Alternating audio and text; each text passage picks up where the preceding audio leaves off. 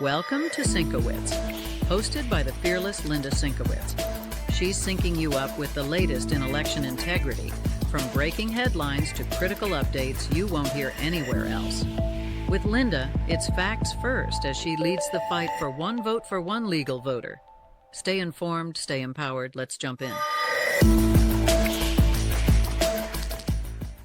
Hi, and welcome to Sinkowitz. I'm Linda Sinkowitz. I'm the founder and CEO of Fight Voter Fraud. I want to thank everyone who is watching us on YouTube, Rumble, OBBM Network TV, Spotify, and our other platforms. Thank you. Greatly appreciated. So this week, our special guest is Gary Meyers from the Meyers Report. We'll get to him very shortly. The states we're going to be discussing. Yes, Arizona is still in the news. Indiana, Michigan, Ohio, and Wisconsin. Then, as always, we'll go to our election term, our election trivia. We'll talk about some national news. Then our vote notes, which, as all of you know, is a longer story that you'll be able to click on the link and read the rest of it. Then we'll go to international, and as always, my final thoughts, which most of you have begun to realize my final thoughts actually stretch the entire program. I try not to, but it does. So let's get right to our guest, Gary Meyers. Welcome, Gary. Linda, thank you. It's always a pleasure to see you. And for those who don't know, Linda is an absolute gem of a crusader. What more can I say? Thank you. She's a nice person. Oh, we don't want people to know that. But thank you, Gary. So this week, you're going to be talking about how elections have consequences and why we fight. Yes, Linda. The key is really very simple. With everything focused on voter fraud or election integrity, we sometimes miss what this is all about. And I think it helps put things in context if you know what the other goals are, which is why we fight. The issues that we're going to cover this morning, for example, is without honest elections, the U.S. is a victim. We are the victim of people who don't like us, and many of those people, unfortunately, live in this country. So we're going to be handling how the U.S. is stacking up and what the plans are for dealing with Iran, China, and Russia. And the amazing thing is there's a whole level of sophistication and strategy that has been employed for the past 10 years, starting with Donald Trump, which we'll explain in a minute. First off, the Iran war. It is not Trump's war of choice. This is a 47-year-old war. And I don't know about anybody else, but what about the combination of nuclear weapons and death to America is unclear. From a political perspective, if Donald Trump were certainly only about himself, he would have held off on the attack on Iran until after the November midterms. However, I don't think we had time. I don't think Trump thought we had time. Otherwise, we would have waited. But we couldn't wait. The time was up because this has been going on for 47 years. And the Iranian regime is no more subtle than Hitler was with Mein Kampf. Everybody should have read that book because you got to take these people seriously. Anyway, the U.S. has a strategy for derailing China and Russia and using energy, and also Russia and China and Iran fit into a strategy of choke points. First, we're going to start off with this is what election integrity is about: expressing the will of the people, protecting ourselves, and protecting everything we stand for. Okay, for the oil policy. First off, what people may not be aware is the United States produces roughly more than twice as much oil as Saudi Arabia and Russia. It produces more than both of them combined. Now, we put Canada in here because Canada, all of their production has to flow through the U.S., so the U.S. has control over that. The point is, with these four nations, there is a tremendous dominance of oil, and this is where we go. The current production of oil is roughly 109 million barrels a day. It was, in 2016, about 96 million barrels a day. Most people remember when Putin and Trump met on July 17th, 2018, and the general theory was that Putin totally dominated Trump and ate Trump's lunch. That was the public narrative. Nothing could be further from the truth.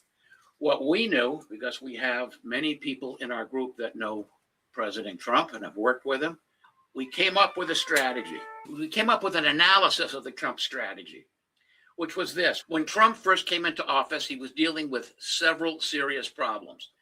The Chinese economy was on the ropes. The Russian economy was on the ropes. And we did not want to see either one of those economies fail. If they did, a wounded dragon or a wounded bear that's armed with nuclear weapons is just simply not a good thing. And even an ardent leftist should understand that. Okay, at the time, we believe, and this was our theory at the time, that there was a deal cut with the US, Saudi Arabia, and Russia. The deal was this.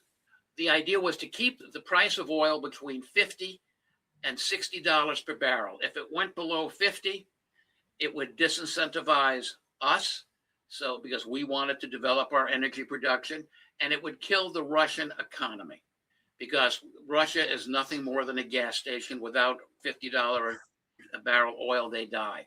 On the other hand, China, which at the time was producing 3.5 million barrels and importing 10.5 million barrels, was totally reliant upon imported oil. So we didn't want the price to go above 60 because that would unduly hurt China and unduly enrich the Russians. So that was the deal, and it held. There were no wars breaking out. There was relative peace, and the price of oil stayed between $50 and $60 per barrel, as we had predicted. Then moving forward to 2026, the first thing President Trump did when he came back into office was to loosen up the use of coal, which is making a big, big difference. So at that point, our own production was up to 23.9% barrels, or 22%. The Canada was up to 6.4. Saudi Arabia was at 12.6, and Russia was down to 10.6, for a total of 54% of the world's oil production. However, we're not getting along with Russia. So how do we get around that? First off, the U.S. can within 60 days increase our production of oil equivalent by 4.5 million barrels per day in the form of coal and natural gas. Plus, we can increase our own oil production with the current infrastructure by another 1.5 million. So that's 6 million barrels of oil a day. So that the U.S. by itself with Canada can control roughly 38% of the total oil. Add in Saudi Arabia, which is reliant and allied with the U.S., and we can do this with or without Russia. This was the objective, to try and get back and use the energy policy as a lever. But going beyond that, that's the point. Going beyond that, we get into choke points around the world. First off, we know that China tried to gain control of the Panama Canal. The first thing that happened with the Trump administration was to circumvent the Chinese involvement there and get it back into where the U.S. is the dominant influence. Then going down to South America, to Cape Horn, Tierra del Fuego, and the Strait of Magellan, the Chinese had a contract to develop a base down there with Argentina. That was completely undone. Then moving up into Greenland, only an idiot would have thought we were really going to invade Greenland. I mean, the stupidity of that. Do we throw in the UK and a few of those that sent a total of 34 soldiers over there to combat what they thought we were going to do? I mean, it was ridiculous. Yes, only those with Trump derangement syndrome and a complete lack of understanding of common sense would even believe that. However, what we did want was to make sure that we had contracts and treaties so we could maintain tight security over those areas, as well as to develop the natural resources. Now, the real issue is these are not major shipping points for commercial shipping, but they are major routes for submarines, which is an issue, which is what we're dealing with boxing in Russian submarines. Then moving over to Gulf of Eden. About a month ago, it was announced by Fox News that Somaliland had offered the U.S. bases in their country that would have secured the Gulf of Aden, which is a major approach road or route to the Suez Canal. The fact is, we at the Meyers Report covered that more than a year ago, because we covered that. We have their information from our own people who are in Africa. We have people in about 40 countries. So one of our own people in Kenya, who's an expert on the Horn, confirmed this about a year ago. This was important because it gave us access to the Houthis, protected the Suez Canal, and one of the boxing points for boxing in Iran. What we did with the Strait of Hormuz is obvious. We had to protect the Strait of Hormuz. We also had to take the nuclear teeth that were starting to grow with Iran. The Suez Canal is well protected by our own Mediterranean fleet, as well as other NATO countries and Israel. Strait of Gibraltar, there's nothing much that needs to be said. And going up, the Strait of the Denmark Strait is also secured. Denmark has made some additional working arrangements and fortifications with the U.S. to preserve that. Then moving on over to the Strait of Malacca. This is Singapore. Singapore is well protected. You don't have to say much more than that. Then, of course, we have the Bering Sea, which we control through the Aleutian Islands. And, of course, we have Japan, and we're going to go into that in a minute. And then the Philippine Sea. So China sort of is boxed in. Now, looking at China, it has a lot of seacoast, or apparently has a lot of seacoast, so it should have access to the ocean. Well, because this is what they want as a naval power. However, that's not really true. They are boxed in between Russia and Japan on the north. They are boxed in, obviously, between the Japanese islands moving further south. And they're boxed in between South Korea and Japan. And then moving further south, what people are not aware of is that the Japanese, which have been developing their own nuclear and naval power, have been fortifying a whole string of islands between Japan and Taiwan. Then they've also been working with the Filipinos and militarizing more islands between Taiwan and the Philippines. One of our own people is working currently in the Philippines and building up fortifications and protections to box the Chinese in there. So when you look at this, the Chinese are basically almost as boxed in as the Russian Black Sea Fleet. Now, is this a new idea? Not really. Back in 2006, the U.S. Department of War developed a strategy called the first island chain and the second island chain, this is what they wanted to do in terms of boxing in the Chinese, and this is where it became effectuated some years later. All of this came out of the Trump administration in terms of effectuating the program. The idea of the first island chain and boxing in the Chinese, was not new, but it was critical. And this is why having effective leaders is absolutely critical. This is why elections have consequences. Wow. That was a lot of information for the viewers and listeners. Unfortunately, there's going to be a number of people who won't be able to see the graph because we have people who listen, which you got to take a look at our actual program to see those graphs. So again, this was about how elections have consequences. Now, Gary Meyers from the Meyers Report, you've been around, 40 years plus? Our think tank started in 1942. So we're into our 45th year. 1942, 1982. 82. You just aged yourself even more. Oh, please. Hey, listen, at that age, if I was another 100 years older, I could still vote. Well, you can still vote even after you're gone. Unfortunately. But the point is, yes, we started this in 1982. Yeah, you and your wife, Edie, the two of you, which Yes. I actually had the pleasure of meeting this past week out in Chicago at the incredible event that you put on. The two of you are absolutely phenomenal, not only in pulling everything together, the Meyers Report. I got to throw in there, I have never been in a room with so many brilliant people in my life. And those are people that you've pulled together through the Meyers Report, which is why you also have, what's your accuracy rate on your projections? It's almost embarrassing.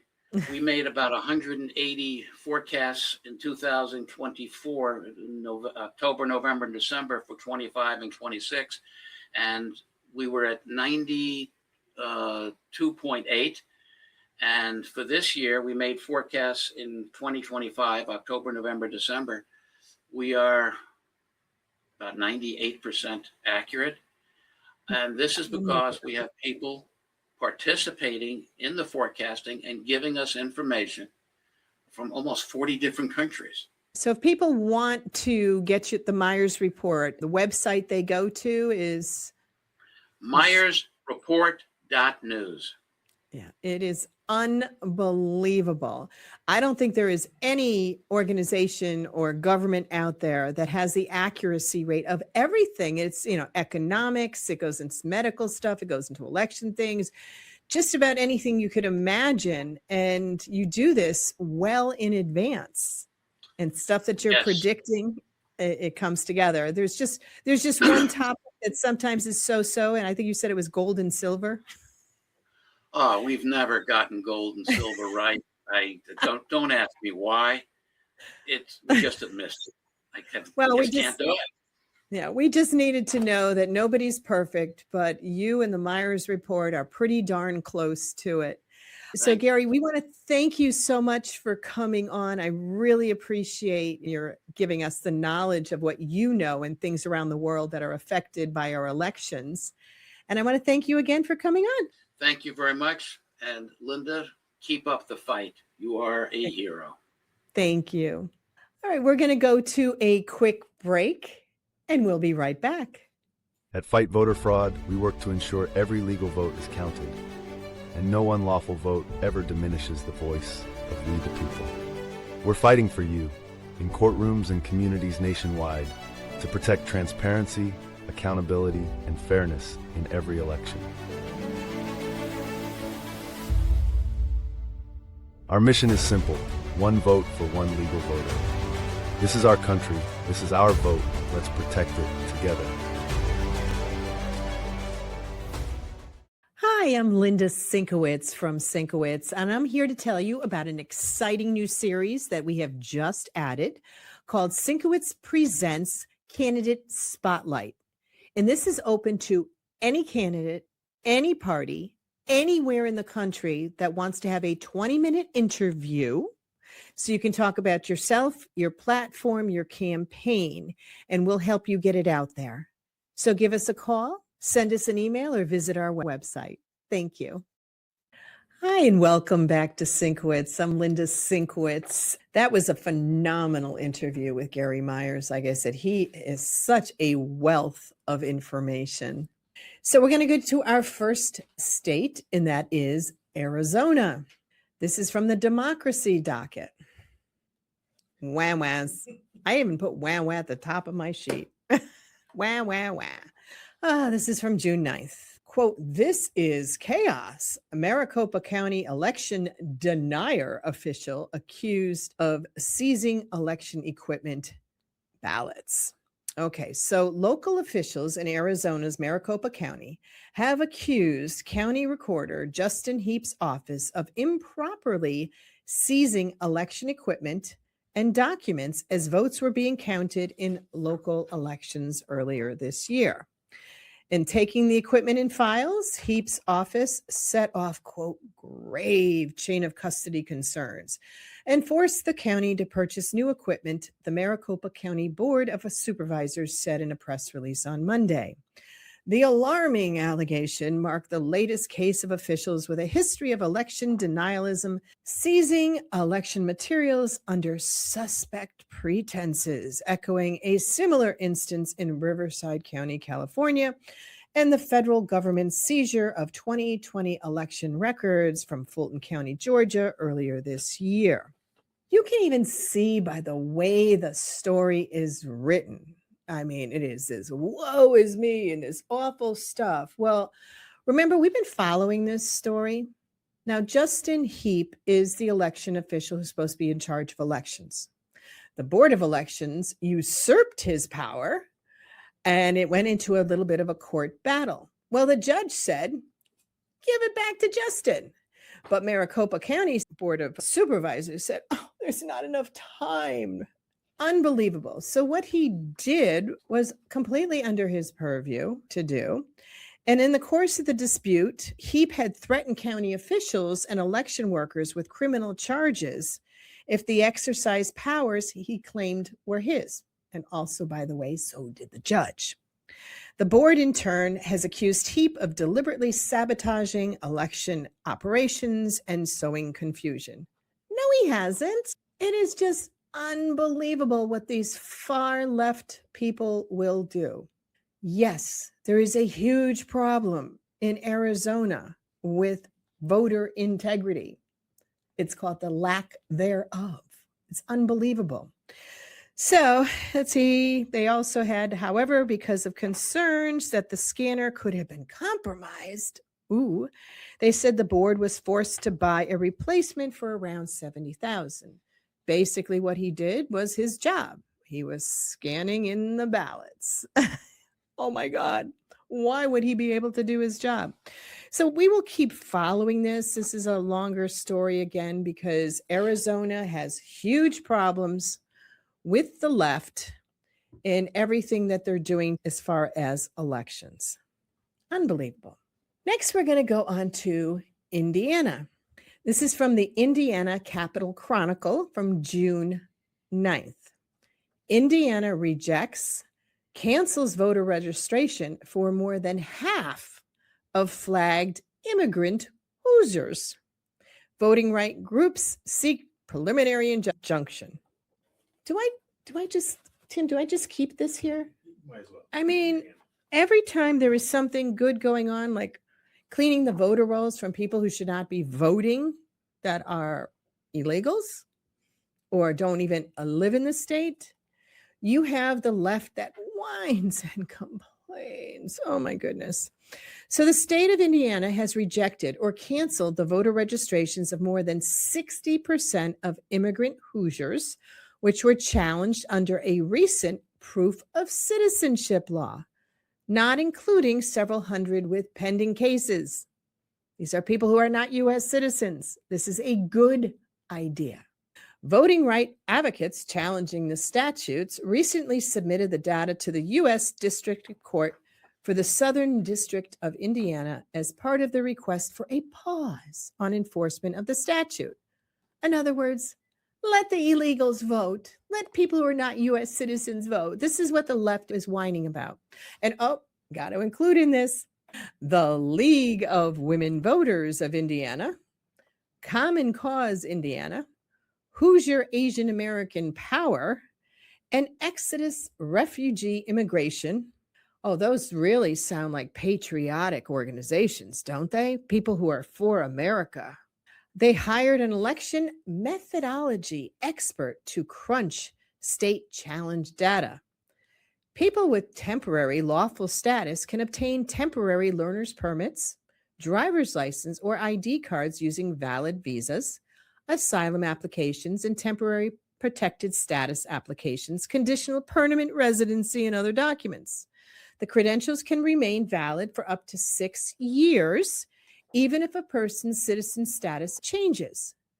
But a 2025 state law relies on those numbers. So House Enrolled Act 1680 requires county voter registration officials to request proof of citizenship from everyone who uses a temporary credential number as part of their voter registration application.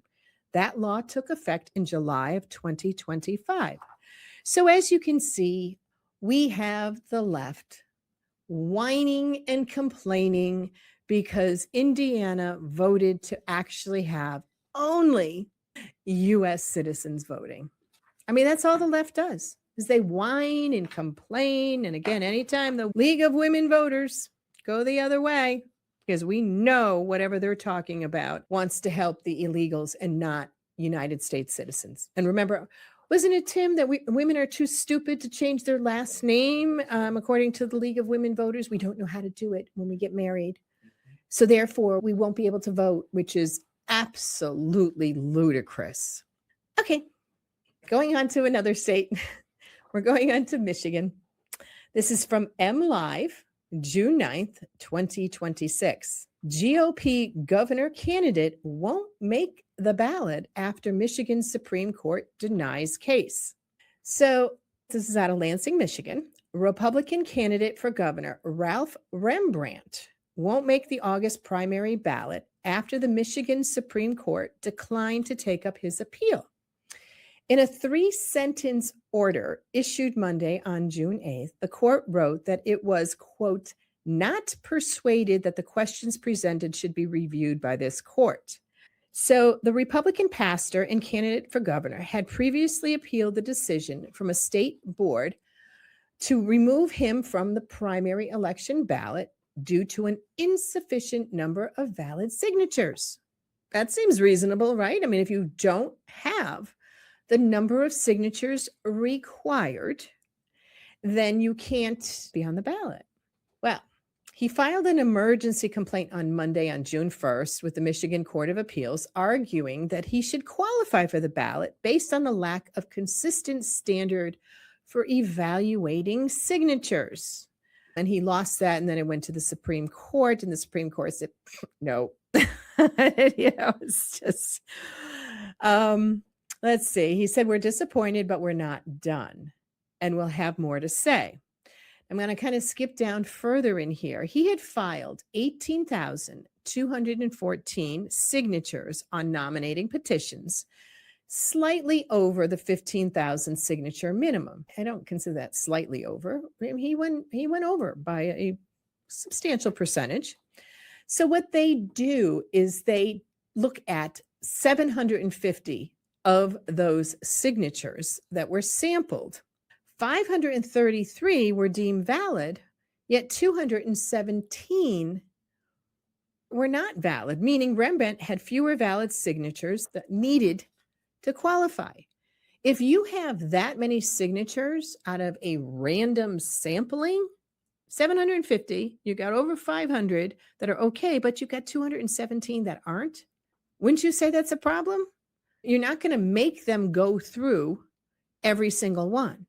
But then again, we're looking like with California, they're perfect with 20,000 some odd ones absentee ballots that came in and only voted for the number 3 person running in the LA County.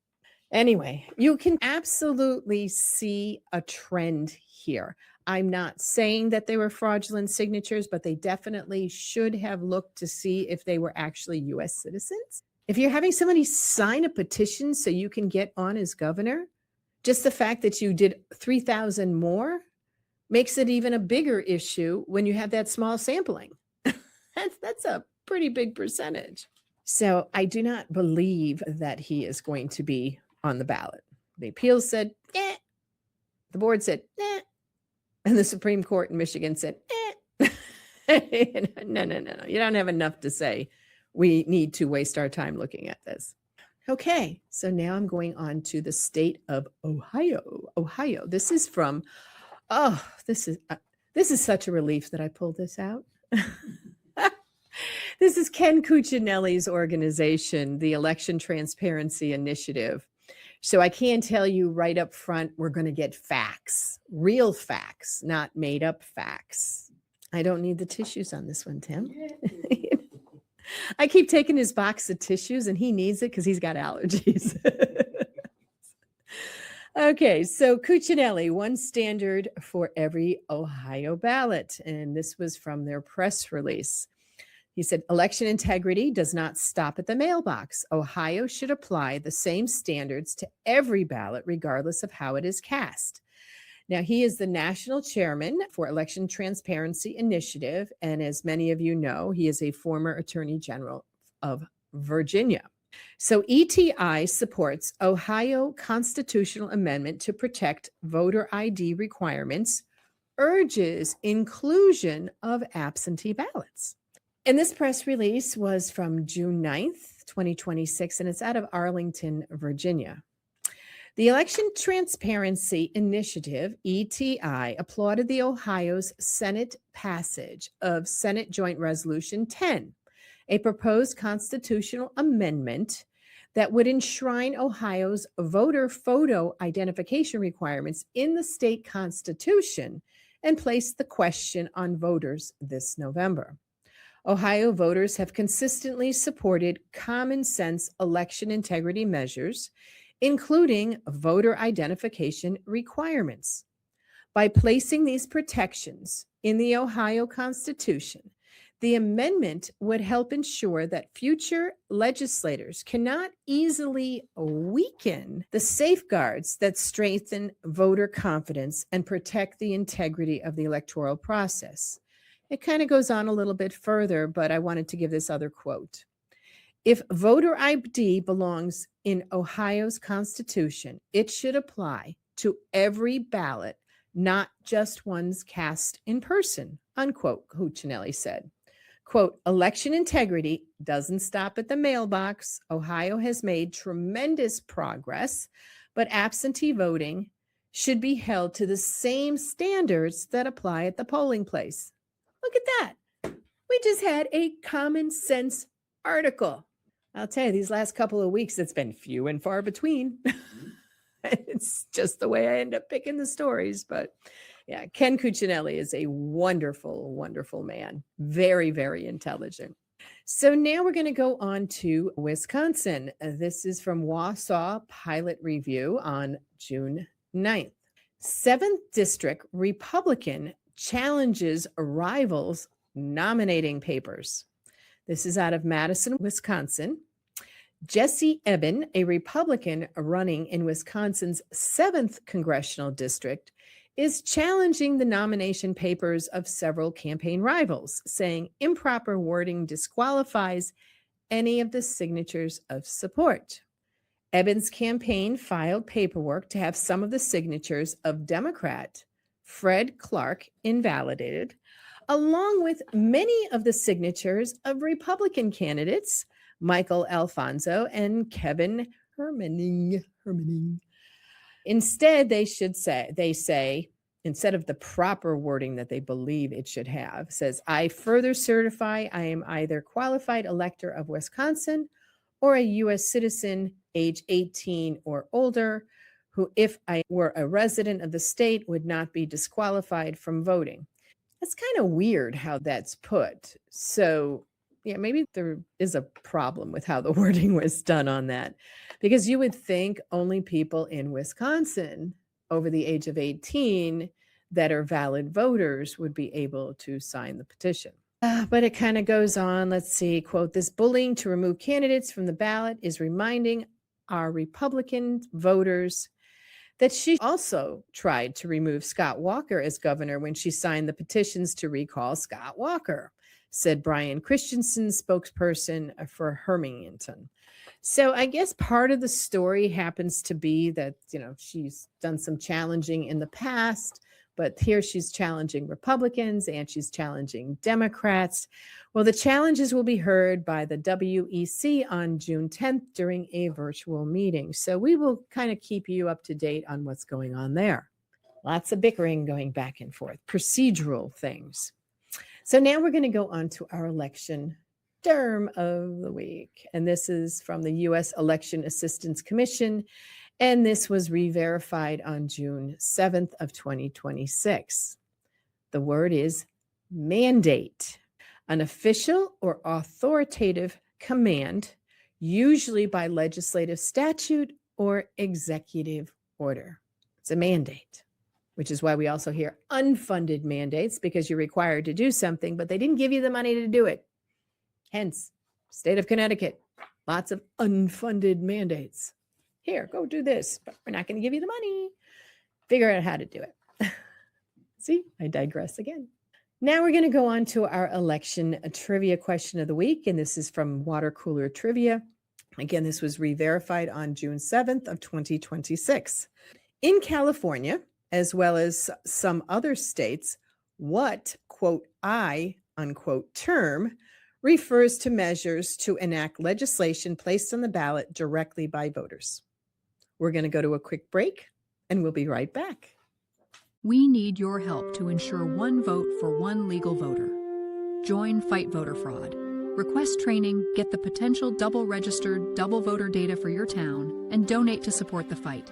Visit fightvoterfraud.org, because election integrity starts with you. Hi, I'm Linda Sinkowitz. I'm the founder and CEO of Fight Voter Fraud. We are launching Operation Verify Voters 2026, and we want to get everyone involved in every single state because you can make a difference. We will be able to train you. It doesn't take that long for the training. It's very, very simple because you know the people on your street, in your neighborhood who have moved or died. We want to make sure that the voter rolls are clean. We're going to show you how to do it. Go to our website, fightvoterfraud.org, or scan the QR code and we'll show you how. Thank you. Welcome back to Sinkowitz. I'm Linda Sinkowitz. I'm the founder and CEO of Fight Voter Fraud. And when I left you last, it was our election trivia question, which is in California, as well as some other states. What, quote, I, unquote, term refers to measures to enact legislation placed on the ballot directly by voters? And the word is initiative. That's the answer, initiative. I begins with I. Now we're going to go on to a national news, and this is from Public Interest Legal Foundation on June 8th of 2026. PILF, P-I-L-F, again, was the Public Interest Legal Foundation, appeals PA's county order to remove election judge during 2026 primary. And this is out of Moscow Borough, Pennsylvania. The Public Interest Legal Foundation filed an appeal of order removing elected Lackawanna County Judge of Elections, Teresa Ripley. She was not notified and did not have an opportunity to defend herself before police vacated her from the polling place during the May 19th primaries. Common Pleas Judge Margaret Bisagani Moyle ordered Ripley removed without her knowledge of the court proceeding shortly before 3 p.m. on Election Day. As an elected civil officer, Ripley was guaranteed due process protections from the Pennsylvania Constitution. Without Ripley's knowledge, a Judge Moyle replaced her with another election worker. The Commonwealth of Pennsylvania is the only state in the Union to still populate core poll worker roles with elections, as opposed to temporary employment contracts or volunteers. Each of Pennsylvania's 9,000 plus precincts are chaired by an election judge, ultimately responsible for maintaining order and timely reporting results to county authorities on election night. Majority and minority inspectors are also elected to manage voter check-ins and documentation verification. Ms. Ripley was elected to the Moscow Ward 0, Precinct 0 post in November of 2025 for a 4-year term of office. Quote, due process and notice of cornerstones of the American system, unquote, said PILF President J. Christian Adams. Quote, the allocation of or removal of a power of election official must follow established norms. The police hauling an official out is not normal, unquote. So I guess there was a little bit of a problem. They didn't go into why she was removed, but they did go into the process that you need to have due process. So again, PILF, the Public Interest Legal Foundation, is the nation's only public interest law firm dedicated wholly to election integrity. The foundation exists to assist states and others to aid the cause of election integrity and fight against lawlessness in American elections. Drawing on numerous experts in the field, PILF seeks to protect the right to vote and preserve the constitutional framework of American elections. So, yay. Now we're going to go on to vote notes. As most of you know, vote notes is a little bit of a longer story that you'll be able to click on the link and read it on our website. So vote notes for this week is from News from the States, and this was on June 8th of 2026. Trump administration swiftly moves ahead on plans to restrict voting by mail in the states. The U.S. Department of Homeland Security will allow states to access federal citizenship data by June 30th and plans to monitor the flow of mail ballots for signs of voter fraud, according to a court document. Amid a series of lawsuits, President Donald Trump's administration is now moving to carry out a March 31st executive order restricting voting by mail ahead of the November midterm elections. Well, of course, the Democrats and all of them are going out of their minds again. So, quote, no president has the authority to unilaterally rewrite election rules or dictate how states administer their elections. And this is Marsha Johnson, Chief of Activation and Justice at the League of Women Voters. I'm sorry. Oh, my goodness. I told you the wham, wham, wham, wham, wham, wham, wham, wham. If you want to read the story, like I said, you can click on the vote notes and read the rest of the whining liberals. Now we're going to go on to international news. And this is Sao Tome and Principe. Now, before I get into what their election is about, I actually had to look it up. I really had no idea first that this was the name of, some countries, let alone where they were. So what I found when I went on Google search was their principal island nation located in the Gulf of Guinea in the Atlantic Ocean off the western equatorial coast of Central Africa. The country straddles the equator, and its closest mainland neighbors are Gabon and Equatorial Guinea. So what they have going on, and this is from the IFES on June 10th, 2026, they are a democratic republic. Their population is 213,379. That's as of 2019. And they looked at it on June 9th of 2026, 142,295 registered voters. They've got a pretty decent turnout. Their average turnout is 69.37%. And the elections, they've got 16 elections in the database that IFES has been following. The regimes of the World Classification, Electoral Democracy. So that's what they have. The CEDA status was signed and ratified in 1995, and it was ratified 8 years later. So they have some elections going on, and what they have for their elections is for the presidency of San Tormian president. So that is going to be happening on July 19th of 2026. I said, I find it very interesting as I'm going through and searching for international elections on all the different things that are going on across the world. I mean, how many elections are put in there and then they're delayed for one reason or another? I mean, we know the UK has been delaying a whole bunch of elections that have been going on.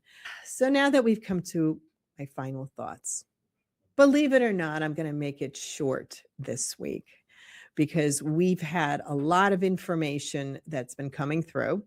I guess first off, California, still a huge problem. Huge problem. It's been set up to have no voter integrity, no election integrity. This was all preset for years, which is why California, and Connecticut too, are basically in the sewer with everything that has to do with their economy, their policies, their immigration status, all the different things that are going on. There is one state, though, I just found out the other day, that is trying to push a bill that is one of the most outrageous bills you can ever imagine. But believe it or not, it's on the West Coast, and that's the state of Oregon. They are trying to pass a law that would essentially do away with all farming. No cows, no pigs, no anything. I mean, these vegan people have lost their minds. They do not want anyone to have chicken. They don't want you eating any of the foods, no beef, nothing. Oh, and they would ban hunting, which I think is kind of crazy because if you ban hunting, you're still going to have the animals in the wild, like the antelope and the deer and other stuff that are often used for meat that are going to just be multiplying at an incredible rate. I mean, these people have not thought things through. This again is what Gary brought up in the beginning about elections having consequences. You've got some idiots. There's no other way around this that are in the legislative offices in a number of the blue states. I probably should say all the blue states. What the heck? I mean, do you not even have any brain cells? If you do away with that particular part of the economy to feed the people, and you want everybody to be eating grass or whatever lettuce or beans that you come up with, when think about it, we were built, we have teeth. You can actually eat grass and lettuce without using your teeth. We're humans. We're supposed to be carnivores. I'm sorry, it's just the way we were built. If you like your lifestyle of being a vegan, that's fine. I don't care. But don't start dictating to me and others that we should be eating like you. Unbelievable. And this goes through the whole thing of what you do in your own home is your own privacy, as long as it's not stepping over the line and abusing children and all of that awful stuff. Whatever your sexuality is, whatever you want to dress up as, the LGBTQ, XYZ, NZP, whatever, they're constantly adding more names to it. Why are you in my face all the time? Why are you having, your pride parade and having drag queens in front of our 5 and 6-year-old children? It's not normal. Like I said, whatever you want to do in your own privacy of your own home, I don't care. But stop trying to put it on me. I'm not a vegan and I never will be a vegan. I'll eat healthy, what I feel I would like to eat. And whatever my sexual preference is, I'm a mom, by the way. I'm married to my male husband. I'll give you an idea there. Isn't anybody else's business. So again, elections have consequences. If we're going to have a month that we're going to be celebrating anybody, it should be celebrating our veterans instead of giving our veterans only one day. People have got to wake up. And you know what? It's okay to say what I just said. We have our First Amendment right to say what I'm saying. So what we really need, come on, people, stop being lunatics. Stop being, just so far out there. Think back how your grandparents were or your great-grandparents, what they believed in our country, what everybody has fought for our country. I'll tell you, our soldiers in World War I and World War II, our founding fathers, they did not fight to have drag queens in front of our small children. And they certainly did not fight to have men in women's sports. So, since I have no more final thoughts at this moment, I want to thank everyone for watching us on OBBM Network TV, Rumble, YouTube, Spotify, and our other platforms. Thank you, and thank Gary Meyers from the Meyers Report for being our wonderful guest this week, and we'll see you next week.